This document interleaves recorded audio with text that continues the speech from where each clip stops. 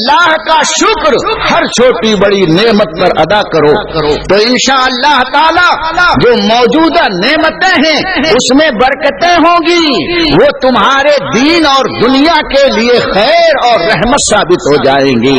لئن شکرتم، اگر تم شکر کرتے رہو تو تمہارے لیے اللہ کی نعمتیں رحمتیں بڑھتی چلی جائیں گی۔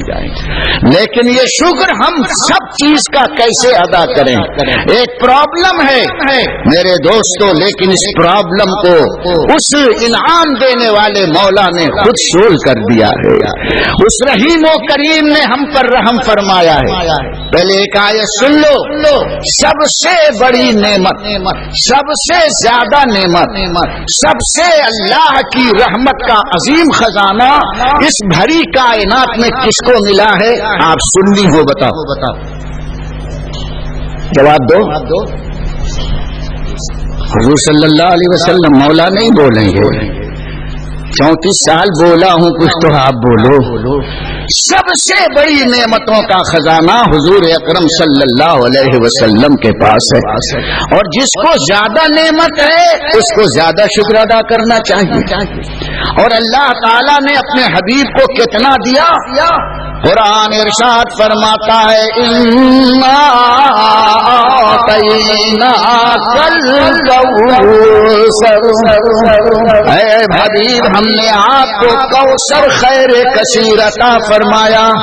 کئی مرتبہ میں آپ کو سمجھا چکا ہوں کہ کوثر کسے کہتے ہیں۔ آپ اپنی زبان میں کسی چیز کی کمی اور زیادتی کا جب لوگوں کو اس کا اندازہ بتانا چاہتے ہیں تو اگر تھوڑی چیز ہے تو آپ کہتے ہیں تھوڑی ہے، اور تھوڑی سے زیادہ ہو گئی تو آپ کہتے ہیں کہ زیادہ ہے، اور جب زیادہ سے زیادہ ہو گئی تو کہتے ہیں بہت زیادہ ہے نا، اور جب بہت زیادہ سے بھی زیادہ ہو جائے تو ذرا منڈی ٹیڑھی کر کے کمر پر زور لگا کے کہتے ہیں آنکھ بند کر کے بہت بہت زیادہ۔ اب اس سے زیادہ کوئی اور نہیں ہوتا، اگر اس سے زیادہ بیان کرو گے تو زمین پہ پٹ سے گر جاؤ گے۔ بہت زیادہ کی ایک لمٹ ہے، تھوڑا، زیادہ، بہت زیادہ اور بہت زیادہ۔ اور میمنوں کے زبان میں میں نے اکثر بتایا ہے، میمن کیا بولتے ہیں؟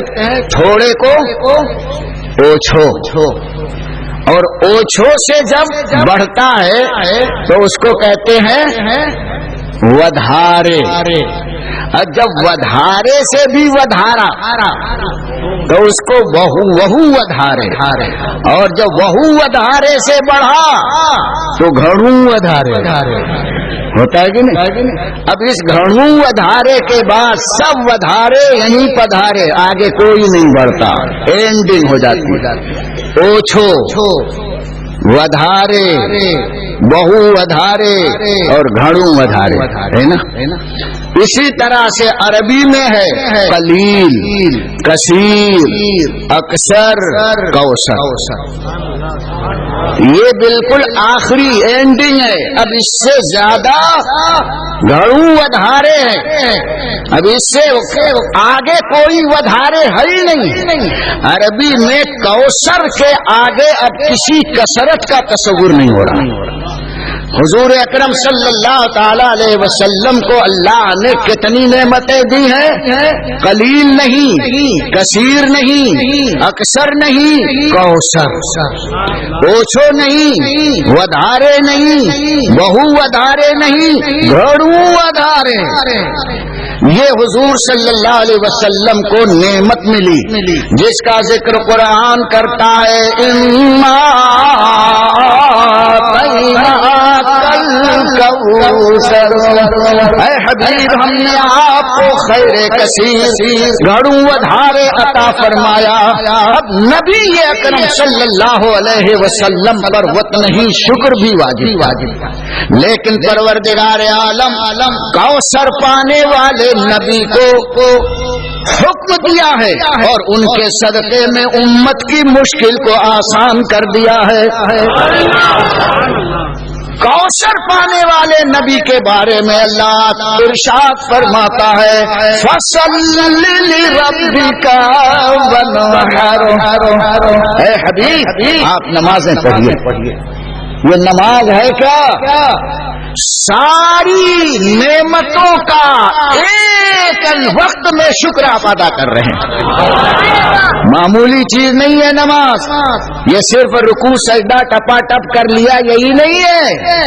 نبی اکرم صلی اللہ علیہ وسلم کو کوثر جیسا خزانہ دینے والا رب فرماتا ہے فصل، اے حبیب نماز پڑھیے، اس کوثر خزانے کا شکر ادا ہو جائے گا۔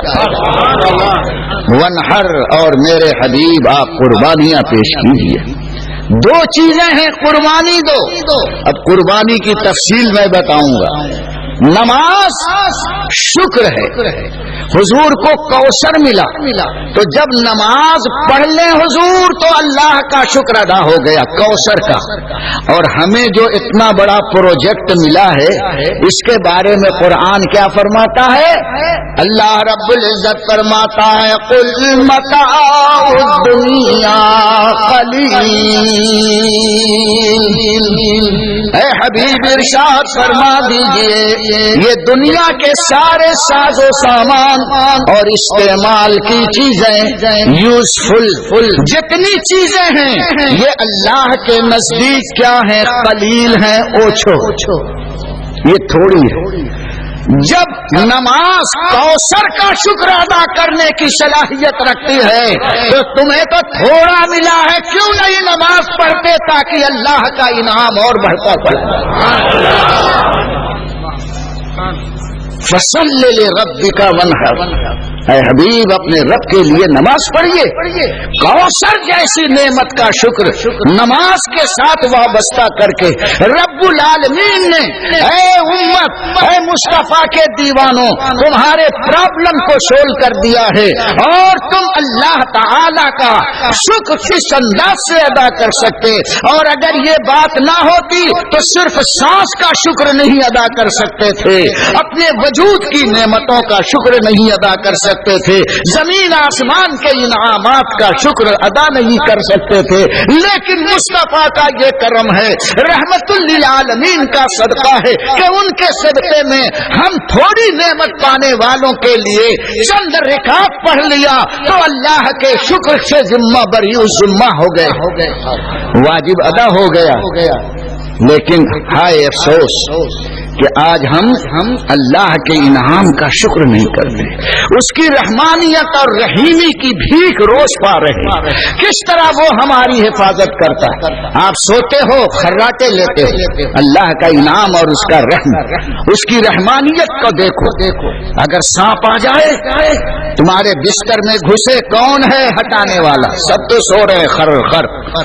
یہ اللہ کی رحمت ہے کہ تم کو نقصان پہنچانے سے وہ باز آتا ہے۔